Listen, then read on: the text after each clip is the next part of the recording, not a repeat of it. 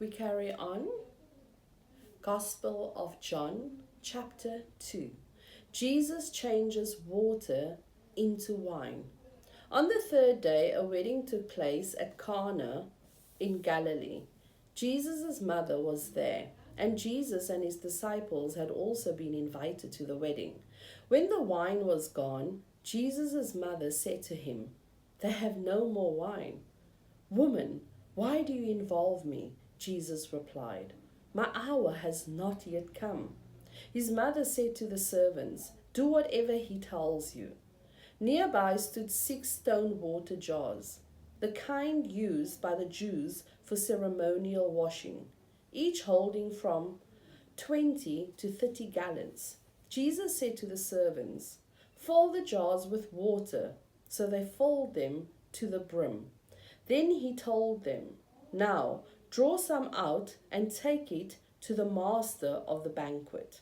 They did so, and the master of the banquet tasted the water that had been turned into wine.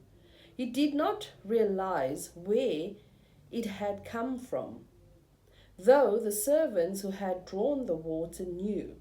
Then he called the bridegroom aside and said, "Everyone brings out the choice wine first, and then the cheaper wine after the guests have had too much to drink. But you have saved the best till now." What Jesus did here in Cana of Galilee was the first of signs through which he revealed his glory, and his disciples believed in him. After this, he went down to Capernaum with his mother and brothers and his disciples. There they stayed for a few days.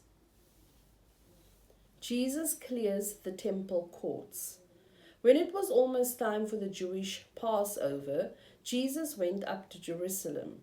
In the temple courts, he found people selling cattle, sheep, and doves, and others sitting at tables exchanging money. So he made a whip out of cords and drove all from the temple courts, both sheep and cattle. He scattered the coins of the money changers and overturned their tables. To those who sold doves, he said, "Get these out of here. Stop turning my Father's house into a market."